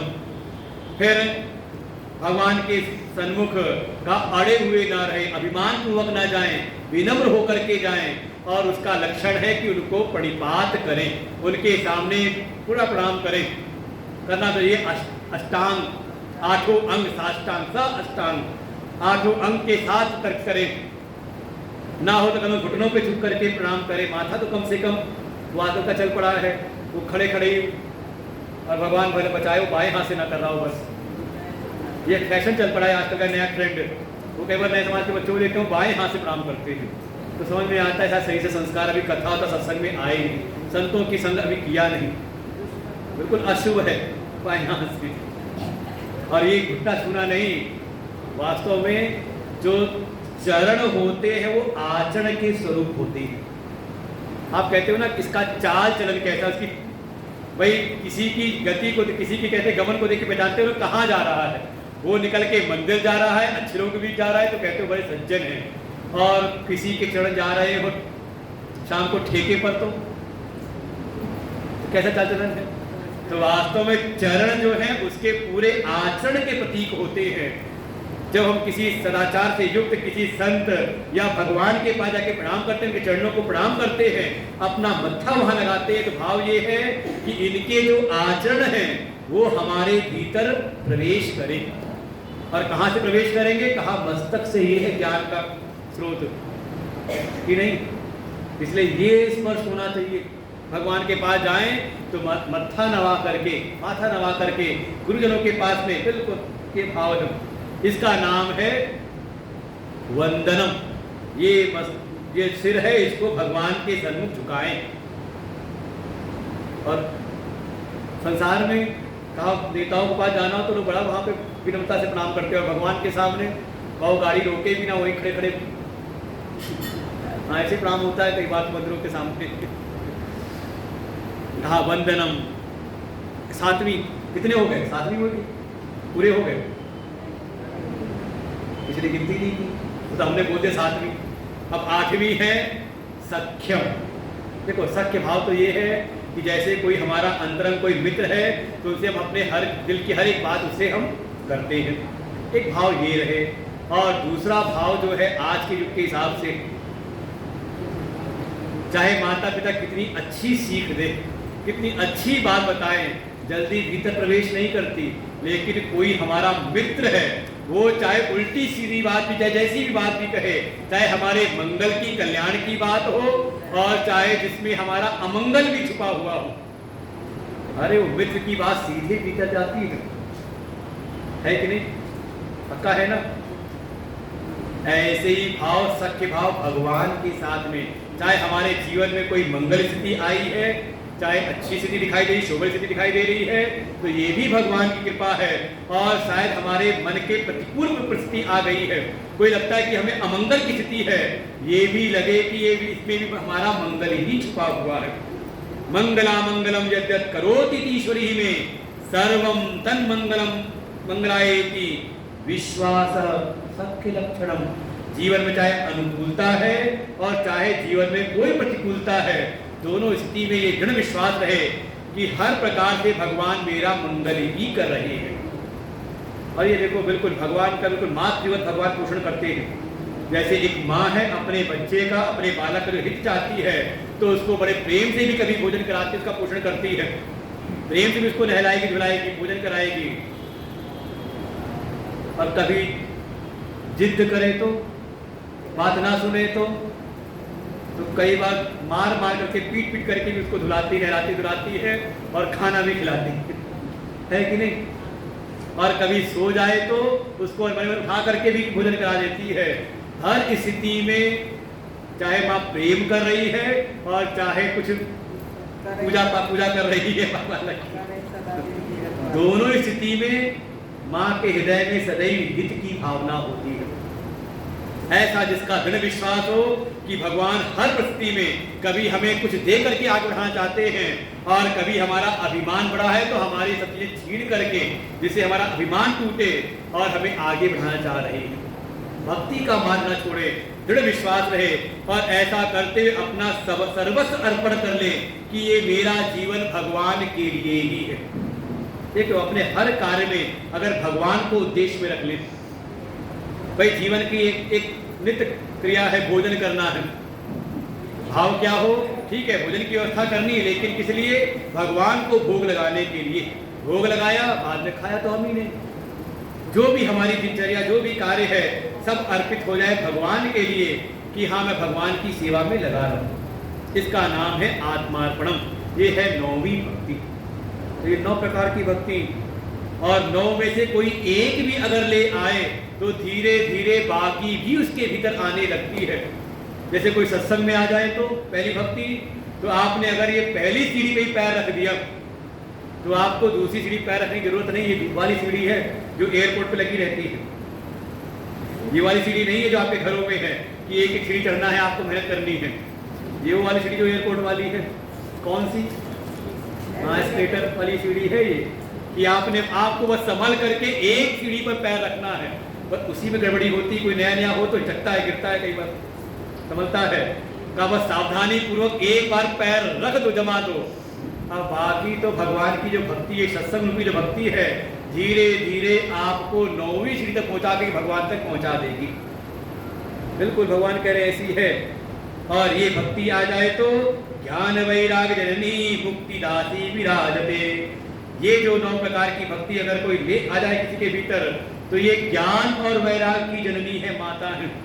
आपको परम तत्व का ज्ञान भी होगा, संसार के विषयों से वैराग भी हो जाएगा, और मुक्ति तो समझ लो आपके घर की दासी बन जाएगी। मुक्ति दासी विराजते, वो समझ लो आपकी इशारों पर चलने वाली हो जाएगी, जब चाहिए तब ले लेना। और ये महापुरुष जीवन दिखाई देता है, उनको लगता है संसार का कार्य पूरा हुआ तो अपनी इच्छा अनुसार ही वो अपना महाप्रयाण कर लेते हैं। क्या हुआ? दासी उनके बिल्कुल वश की बात हो गई। कलौ तो ज्ञान वैराग्यो बुद्ध रूपो निरुत्सवो। और तो क्या कहें, भगवान श्री कहते हैं ये ज्ञान वैराग्य तो समझ लो कलयुग में वृद्ध हो गए, बूढ़े हो गए। मतलब बूढ़े इसलिए हो गए क्योंकि कोई चाहता ही नहीं इनको। ग्राहका भावात वो देवी, इनको कोई चाहने वाला ज्यादा है नहीं, कोई ज्यादा ज्ञान वैराग्य ज्यादा कोई नहीं चाहता। क्या करें ज्ञान लेके वैराग्य लेके। लेकिन भक्ति अगर कोई ले आ जाए तो का ज्ञान वैराग्य तो अपने आप उसको मिल जाते हैं, उसका कल्याण होता है। और तो इस प्रकार से कोई भक्तिमान हो जाए, जो भक्तिमान को मान लो के सदा हम तत्सहायकता। इस संसार में जो भी इस भक्ति से युक्त हो जाता है, भक्तिमान अर्थात भक्ति से संयुक्त हो जाता है, भगवान कहते हैं इस लोक में सदा अहम तत्सहायकता, उसके लिए सदा ही मैं सहायता करता हूँ, उसका सहायक मैं स्वयं बना रहता हूँ। और ऐसा कोई भक्त उसके अगर कार्यों में कोई विघ्न डाले तो विघ्नहर्ता रिपुतस्य दंड्यो नाथ संशय। हे देवी, इसमें किंचित भी संदेह नहीं, कोई संशय नहीं। ऐसा कोई भक्त है मेरा जो भक्ति से युक्त है, उसकी मैं सहायता करता हूँ। और उसके कार्यों में अगर कोई विघ्न करने वाला है तो विघ्न को हरण करने वाला मैं हूँ। और उसका अगर शत्रु है तो फिर वो मेरा शत्रु है, उसको फिर मैं दंड भी देता हूँ। तो आपको चिंता करनी नहीं पड़ती। इसलिए संत लोग ज्यादा किसी प्रति बुरा सोचते ही नहीं, बस कह लेते ठीक है प्रभु सब देख रहे हैं, प्रभु जाने जिसकी जैसी इच्छा हो। अपने अच्छे कार्यों में लगे रहते हैं, उनके कार्यों में जो विघ्न उत्पन्न करते हैं वो फिर भगवान उस शत्रुता संत से भक्त से नहीं बल्कि शत्रुता हो जाती है भगवान से। ऐसा कहते कहते और क्या मैं कहूँ, क्या क्या क्या बताऊँ, क्या क्या महिमा बताऊँ भक्त की। ये भगवान शिव कह रहे हैं अपने भक्त की महिमा को, अपनी भक्ति की महिमा को। किम बहु उक्तेन देवेशी, हे देवी अब मैं क्या क्या बताऊं उसके बारे में, भक्ति के बारे में। बस यही समझ लो भक्ताधीन सदा ही अहम। जो भक्त है उसके सदा मैं अधीन रहता हूं। इसलिए भगवान को अपने बस में करना हो तो सबसे आसान कार्य है भगवान की भक्ति। और वो भक्ति भी प्रारंभ होती है सत्संग से। अगर कोई सत्संग से जुड़ा हुआ है तो समझ लो भगवान कृपा उस पर सदैव बनी रहती है, भगवान उसके सदैव सहायक रहते हैं। ऐसा उपदेश किया, लेकिन घटना एक ऐसी घटित हुई, ये सारा उपदेश है ना, जो भी 11 उपदेश है, ये सब टिकता है श्रद्धा के बल पर। सती जी का प्रेम तो है भगवान शिव से, लेकिन वो श्रद्धा उतनी नहीं। देखो प्रेम अलग चीज है, श्रद्धा अलग चीज है। जैसे आपका अपने बच्चे पर प्रेम तो है लेकिन श्रद्धा नहीं तो उससे आप खूब ध्यान देते हो, उसकी अच्छी अच्छी बातें भी हो, बड़ी बड़ी बातें सुनते हो आप, लेकिन उसको धारण नहीं करते। और किसी पर भी आपकी श्रद्धा बहुत हो तो वो जो बात कह देता है उसको आप स्वीकार कर लेते हैं। ये जब भगवान श्री भक्ति की महिमा गाते हैं तो सती जी का जो प्रेम है, जो उन्होंने सेवा कर रखी उस भाव से उनका प्रेम और बढ़ता है। देखो भगवान मेरे प्रभु क्या बढ़िया बातें सुना रहे हैं, तो ये होता है प्रेम के दिखता है, लेकिन श्रद्धा की कुछ न्यूनता है। इसी कारण से सती जी का ऐसे तो कभी उनका वियोग है ही नहीं। सूजी कहते हैं वागार्थौ संपृक्तो, जैसे वाणी के साथ अर्थ चलता है, वाणी के साथ अर्थ का संयोग है, कभी उसका वियोग होता नहीं। ऐसे शिव और शिवा है। जैसे कोई शब्द बोला मैंने तो वाणी ने कोई शब्द बोला तो अर्थ साथ साथ गया ना, आपके भीतर साथ चल रहा है ना। ऐसे ही नित्य संयोग है। अगर इनका वियोग भी है तो इनकी अपनी ही लीला है। आगे की जो घटना सुनाई कि एक समय भगवान शिव सती जी को लेकर के भ्रमण करते करते शिव जी को लगा कि मैंने सुंदर उपदेश तो किया इनको, इनका प्रेम तो मुझसे प्रगाढ़ है, मेरी सेवा से इनका हृदय तो निर्मल है, लेकिन शायद मेरे प्रति उतनी श्रद्धा नहीं है। और ये देखो परंपरा आते चली आ रही है। चाहे घर में पति देव कितने भी ज्ञानी हो जाए, कितना सत्संग सुन करके ज्ञानी हो जाए, और कोई बात अपनी पत्नी को समझाने का प्रयास करे ज्ञान की बात, तो समझ में आती सारी बातें? हाँ हाँ ठीक है, तुमको मैं वही जानती हूँ। अच्छा मान लो सत्संगी पत्नी बहुत हो तो खूब सत्संग सुन करके, खूब स्वाध्याय करके ज्ञान प्राप्त कर लिया, और वो कभी उपदेश करे पतिदेव को, तो बस समझ लो घर की मुर्गी दाल बराबर, ज्यादा कोशिश मत करना। तो बस वही है, भगवान शिव लगता है शायद मुझसे प्रेम तो है, मुझसे अपनापन है, मेरी सेवा में तो है, लेकिन मेरे पास वो श्रद्धा नहीं, और ज्ञान टिकता है श्रद्धावान लभते ज्ञानम। तो शिव जी के मन में आया चलो ऐसा करते हैं, ज्ञान तो उनको चाहिए, जिज्ञासा उन्होंने प्रकट की थी, ज्ञातुम इच्छामि परम तत्वम, कहा था मुझे परम तत्व को जानना चाहती हूँ। तो भगवान शिव ने सोचा ऐसा करता हूँ, चलता हूँ किसी तपस्वी, किसी ऋषि के समीप, जब मैं स्वयं जाकर के उनको प्रणाम करूंगा और उनके सन्मुख बैठ के जब मैं सुनूंगा, तो होता है इनकी भी श्रद्धा उनके प्रति होगी, और श्रद्धा से जब सुनेंगे तो इनको ये ज्ञान भी हो जाएगा। तब फिर एक लीला की भगवान शिव ने, एक बार त्रेता जग माही, शंभु गए कुंभज सिपाही, संग सती जग जननी भवानी, पूजे ऋषि अखिलेश्वर जानी। त्रेता युग के समय एक समय भ्रमण करते करते भगवान के कुंभज ऋषि अगस्त ऋषि के सन्मुख चल के उनसे ज्ञान की प्राप्ति करो, साथ में जगत की जननी सती जी हैं। लेकिन जैसे ही वहां पर सूचना मिली अगस्त ऋषि को, प्रभु शिव आए हैं, अखिलेश्वर हैं, अखिल जगत के नियंता हैं, आए हैं द्वार पर, तो उन्होंने तुरंत ब्रह्मचारियों को, शिष्यों को आज्ञा दी, थाली ले आओ, पूजा की आरती की थाल लाओ। और ये भगवान शिव प्रणाम क्या करते, पहले अगस्त ऋषि ने आरती उतारना शुरू कर दी। आरती उतारी, अब साथ में आई हुई सती जी तो साथ में आई तो उनकी भी आरती उतारी। ये बिल्कुल होता है संघ के साथ में, किसके आप संघ में हो, ये हम लोग का अनुभव होता है। प्रारंभ में शुरू में बहुत ज्ञानवान था, बहुत साधना की थी, लेकिन जब गुरु जी के साथ कहीं जाए तो जितनी गुरु जी की पूजा होती थी, बाद में पूजा हम लोग की भी खूब होती थी, बड़ी आप लोग सेवा होता। किस कारण से, अपनी महिमा नहीं है, वहां पे है संघ की महिमा। अरे गुरुजनों के, संतों के चरण में चप्पल भी होती है तो वो भी पूज्य हो जाती है। कोई जो भक्त लोग देखते हैं तो उसको हाथों में उठा लेते हैं, पैर लग जाए तो उसमें प्रणाम करते हैं उसको। किसके कारण से, चप्पल की महिमा नहीं है। चप्पल होता है वो 100 रुपये चप्पल क्यों ना हो, लेकिन किसके चरण में, किसके संग में है का संग का प्रभाव पड़ता है। जैसे मान लो कोई दुष्टों के संग, भले सज्जन व्यक्ति है लेकिन दुष्टों के संग में हो तो कभी मान लो दुष्टों की पिटाई हो रही तो सज्जन भी पिटता है कि नहीं पिटता। इसलिए सावधान, संग संभाल के रखा करो किसके संग में हो। जब गई साथ में उनकी भी आरती हुई तो ये तो कहीं ना कहीं मान अपने आप और बढ़ गया। वहां बैठ करके भगवान शिव ने कथा पूछी, उन्होंने कथा सुनाई, और राम कथा मुनि ब्रज बखानी, सुनी महेश परम सुख मानी। वर्णन किया कि जो वहां पे कथा सुनाई वो केवल भगवान शिव ने सुना, सती जी ने सुना नहीं सुना ऐसा वर्णन नहीं किया। होता है कान पे शब्द पड़े हो लेकिन शायद भीतर प्रवेश ना किए हो।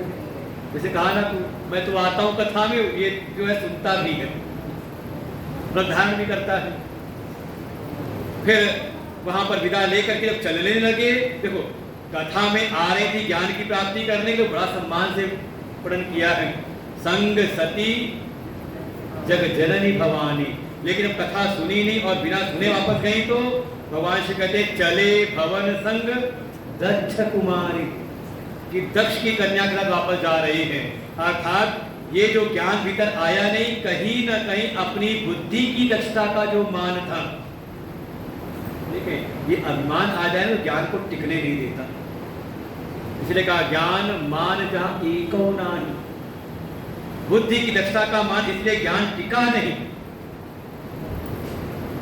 और जब फिर वापस चलने लगे, चलते चलते ही रास्ते में जिनको क्या कहते हैं, जिनकी कथा सुनी थी, जिनमें बड़ा मन लगा हुआ था भगवान शिव का, अचानक त्रेता युग का काल है और लीला हो रही प्रभु श्री राम की।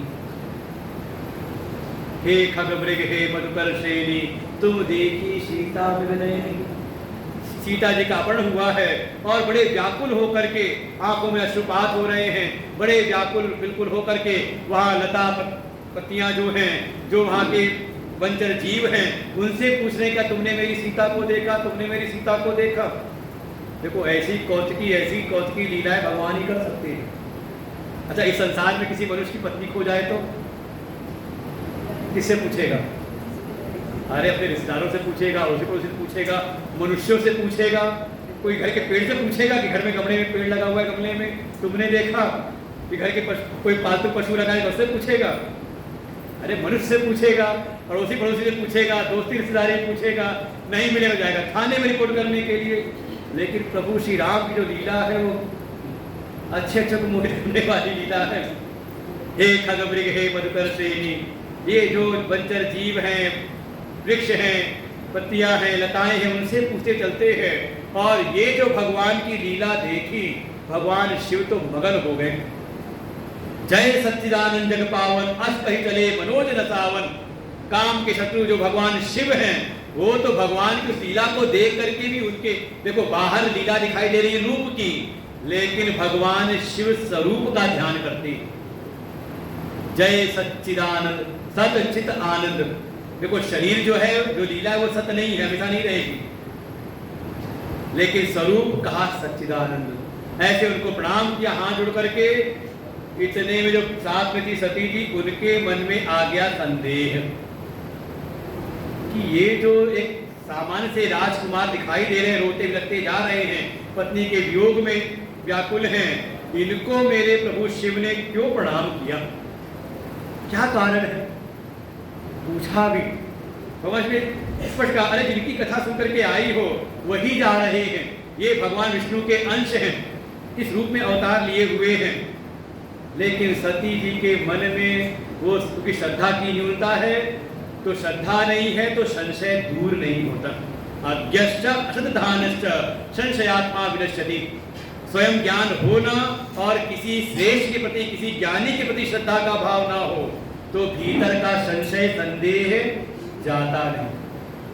अब सती जी को बताया, लेकिन समझ में आया नहीं, बार बार समझाते हैं भगवान शिव, लेकिन सती जी के मन में आता है अगर ये विष्णु के अंश हैं तो इनको पता होना चाहिए कि पत्नी को कौन हरण करके ले गया है, और नहीं पता है तो फिर ये ईश्वर कैसे, भगवान कैसे?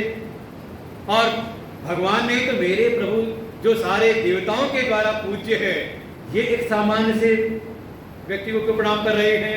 ऐसे बहुत सारे मन के संशय संदेह बने रहे। भगवान शिव अंतर्यामी है, जान गए। मन में आया कि अच्छा लागना और उपदेश, लगता है मेरा उपदेश उनके हृदय में लगा नहीं। तब थोड़ा मुस्कुराते हुए कहा, अगर मेरी बातों पर विश्वास थी तो क्यों नहीं जाके परीक्षा क्यों नहीं ले लेती? स्वयं राम परीक्षा ही तत्व स्वया, तुम स्वयं जाके उनकी परीक्षा ले लो। मैं यही बैठा हूँ वट वृक्ष के नीचे। देखो वट विश्वास अटल धर्म, जो वट है वो अटल विश्वास का प्रतीक है।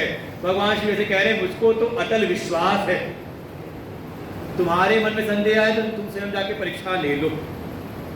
और ये सती जी चल पड़ी, परीक्षा लेनी है, कैसे परीक्षा लूँ, क्या करूँ? तो मन में आया जिनकी खोज में ये व्याकुल हो रहे हैं, मैं सीता का रूप ले लेती हूँ, और सीता का रूप बना करके आगे आगे चलने लगी। देखो रूप बनाना अलग बात है, और शील स्वभाव का अनुशीलन कर पाना। कभी सुना कि राम जी के आगे आगे सीता जी जा रही हूँ, और प्रभु श्री राम क्या पीछे जो चले थे लक्ष्मण जी, वो भी जान गए, लेकिन मर्यादा कुछ बोलते ही नहीं। प्रभु श्री राम ने देख के प्रणाम किया। ये प्रेम त्वं सती ब्रूहि क्व शंभूते नमो गतः। उनको जान करके प्रणाम किया। अरे देवी आप यहाँ अकेले एकाकी पीने तस्मात, आप ये अकेले जंगल में क्यों घूम रही हैं? हमारे वृषकेतु, हमारे भोले बाबा कहाँ हैं? अरे इतना सुनते ही जैसे घड़ों पानी पड़ गया ऊपर, बड़ी लज्जित हुई। तो पहचान लिया इन्होंने, जान गई रामम विज्ञाय विष्णु तम स्वरूपम समिधाय च। लगता है जैसा प्रभु ने कहा था ये विष्णु के ही अंश हैं, एक अपनी लीला कर रहे हैं। तब अपना परिचय दिया कि हाँ ऐसी ऐसी बात हुई थी, तो मैं उनकी आज्ञा लेकर के आपको परीक्षा लेने के लिए आई थी। लेकिन मेरे मन में एक बात है कि आप विष्णु के अंश भी हो, तो भी भगवान शिव ने आपको क्यों प्रणाम किया? क्योंकि सारे देवताओं से जो महादेव हैं वो पूजित हैं, लेकिन उन्होंने अपने नीचे वालों को प्रणाम किया जो नीचे है उनसे। तब भगवान विष्णु ने कहा ये भी उनकी ही महिमा है। एक समय स्वयं भगवान शिव ने ही मुझको अपने से पूज्य बनाया, मुझको सर्वाधिक पद गोलोक का स्वामी बना दिया और गोपेश पर पद पर स्थापित करके उन्होंने ऐसा वहां पर प्रण किया कि मेरे जो ध्येय हैं वो सदैव ही विष्णु होंगे, और ऐसे ऐसे करके सबके द्वारा ये पूजनीय होंगे, आदरणीय होंगे। ऐसा ऐसा मुझको ये जो महिमा है भगवान शिव की दी हुई है, इसलिए वो मेरे ध्येय हैं, मैं उनका ध्यान करता हूँ और वो मेरा ध्यान करते हैं। ये तो उनकी महिमा है जो दूसरों को भी महिमा देते हैं। ऐसा ऐसा सुन करके तो वापस आई सती जी भगवान शिव के पास में। भगवान शिव इंतजार ही कर रहे थे, आते पूछा बताओ कैसे कौन विधि परीक्षा कैसे ली तुमने? सती जी ने कह दिया ना हम क्यों प्रताड़ना, हे स्वामी मैंने किसी प्रकार से परीक्षा नहीं की। कछु न परीक्षा लीन गुसाई, कीन प्रणाम तुम्हारी ही नाई। देखो अब यहाँ से परिवर्तन होता है, सीधे सीधे झूठ बोला है और भगवान शिव अंतर्यामी बिल्कुल अपनी अवस्था में जाके जान गए सारा हाल और जान गए कि परीक्षा लेने के सती ने सीता का रूप धारण किया था। सीता भाई राम मेरे आराध्य है तो सीता मेरी आराध्या है और सीता का रूप लिया है इन्होंने शरीर से, तो का अब सती के साथ व्यवहार संग करना उचित नहीं होगा, मर्यादा का उल्लंघन होगा। एक तरह सती भेंट मोहिना ही, बिल्कुल ऐसा प्रण किया, प्रतिज्ञा ली मनीमन, और मनीमन प्रतिज्ञा ली। जो दूर के देवता थे आकाश में उन्होंने पुष्प वर्षा की, धन्य है आप भी ऐसी भक्ति की मर्यादा स्थापित कर सकते हैं, ऐसी प्रतिज्ञा आप भी कर सकते हैं। लेकिन बगल में सती जी को पता नहीं चला। सती जी पूछती है प्रभु आपने कौन सा प्रण किया है जो सारे देवता लोग आपकी महिमा गा रहे हैं, कौन सी प्रतिज्ञा आपने की है? भगवान शिव उस समय मौन रह जाते हैं, बहुत सारी कथाएं करते हुए गए कैलाश पर, और कैलाश पर जाकर के भगवान शिव ने अपना सहज स्वरूप संभाला, शंकर सहज स्वरूप संभाला, लाग समाधि अखंड अपारा। संवत सहस्रासी सैकड़ों संवत, उनके हजारों संवत उनकी समाधि लगी रही। और यहाँ कैलाश पर पहुँचते ही सती जी को ये अनुभव हो गया कि भगवान ने मेरा त्याग कर दिया है। देखो शरीर से त्याग किया है, बाकी वहाँ जो सारा मान सम्मान सब है, वहाँ पर मन से त्याग दिया है। और जब प्रभु ने त्याग दिया तो एक एक दिन क्या एक एक पल सती जी के लिए भारी पड़ता है। शोक से ग्रस्त हो गई हैं कि प्रभु ने मेरा त्याग कर दिया। इधर भगवान शिव अपनी समाधि में, और भगवान शिव जी की समाधि वो दो ही कार्य है, तो उत्थान रसा है तो भगवान की कथा, और कथा नहीं है तो अपनी समाधि में। और भगवान की इतनी लंबी समाधि है तो जल्दी कैसे टूटे, तो कल तक लगी रहेगी समाधि। आगे कथा फिर हम लोग कल सुनेंगे। और कल ही रविवार छुट्टी का दिन है, तो भगवान जी ने यात्रा की थी ना रविवार के दिन, अपने पहला जो उनका ब्याह हुआ था उसके बारात लेके चले थे, तो कल हम लोग रविवार को लेके पहुंचाएंगे उनकी बारात भी। तो कल भगवान शिव का विवाह भी होगा। आगे की जो कुछ कथाएं हैं वो कथाएं भी, और भगवान शिव का माँ भगवती पार्वती किस प्रकार सती जी का फिर वियोग होता है, और क्या क्या वहाँ घटनाएं घटित हुई, और कैसे पुनः पार्वती रूप में आ करके शिवा ने कैसे तप किया, और तप का स्वरूप क्या है। भाई जो गलती सती जी के जीवन में हुआ वो गलती पार्वती जी के जीवन में नहीं होती। सती जी के जीवन की जो मुख्य थी कमी थी का वो थी श्रद्धा की न्यूनता, इसलिए भीतर का जो संशय था वो संशय दूर हुआ नहीं। और पार्वती जी की जो तप है, जो साधना है, उसका परिणाम यही है कि पार्वती जी के जो प्रेम है, प्रेम तो है ही, साथ ही श्रद्धा का भी प्रादुर्भाव उनके भीतर हुआ, और उस श्रद्धा से युक्त होकर के वो स्वयं भगवान से पूछती हैं, और भगवान शिव ने उनको तत्व का ज्ञान दिया, और आज तक निरंतर भगवान शिव के साथ उनका नित्य संयोग चला आ रहा। भवानी शंकर वंदे श्रद्धा विश्वास रूपिणो। इसलिए इस ज्ञान में प्रवेश, परम तत्व वास्तव में अपने स्वरूप का ही ज्ञान है, इसी का नाम है अध्यात्मवाद। जब हम अपनी आत्मा के ज्ञान के लिए प्रयास करते हैं तो हम अध्यात्म पथ के पथिक होते हैं। जब तक संसार के पंचभूतों में रमे हुए हैं, शरीर को ठीक ठाक करने में लगे हुए हैं, और पंच भौतिक पदार्थों को ठीक ठाक करने में लगे हुए, तब तक हम कौन हैं? कहा भौतिकवादी हैं।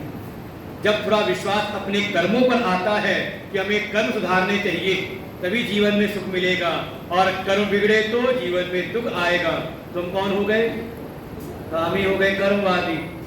और जब ये भाव आया कि वास्तव में कर्म अपने आप फल नहीं देते, कर्मों के नियंता ईश्वर है, ईश्वर के अनुग्रह से, ईश्वर की कृपा से हमें जीवन में मंगल अमंगल जो भी अनुकूल प्रतिकूलताएं हैं सब उनकी कृपा से प्राप्त हो रहा है, और सब में वास्तव में हमारा मंगल ही है। भगवान कभी अनुकूलता दे के बढ़ाना चाहते हैं और कभी प्रतिकूलता दे करके भी, उनका प्रयोजन निश्चित है, वो हमारे विवेक को जगाना चाहते हैं। और देखिए कई बार अनुकूलता में विवेक मंद हो जाता है, और जिसके जीवन में संघर्ष हो, जीवन में प्रतिकूलताएं हो, तो उसका विवेक भी सदैव जागृत रहता है, सावधान रहता है कि नहीं होता? बिल्कुल, विवेक को जगाना भी है, और ये विवेक जग जाए तो हम अध्यात्म पथ पर आरूढ़ होते हैं। तब विचार होता है ये शरीर क्या है, मन क्या है, बुद्धि क्या है, ये सब जो पंचभूत है इसमें चेतनता कैसे आ गई, तो सब समझ में आता है। जो जड़ है देह आदि, वो चेतन होते हैं अपने आत्म स्वरूप के कारण, उसकी सत्ता से सत्तावान होते हैं, और उसकी जिज्ञासा जब भीतर आती है तो हमारा परम कल्याण है, तो हम हो जाते हैं अध्यात्म पथ के पथिक। और उस आत्मज्ञान के द्वारा ही, उस तत्व के ज्ञान के द्वारा ही का हमारे लिए मोक्ष अत्यंत ही सुलभ हो जाता है। तो आगे की कथा हम लोग कल सुनेंगे, आज यहीं पर विश्राम लेते हैं। ओम नमः शिवाय, ओम नमः शिवाय, ओम नमः शिवाय, ओम नमः शिवाय, ओम नमः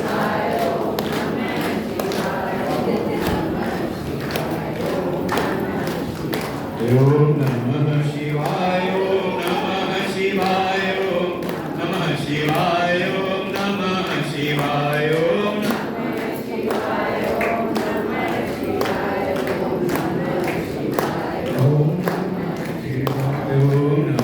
शिवाय, ओम नमः शिवाय, ओम नमः शिवाय।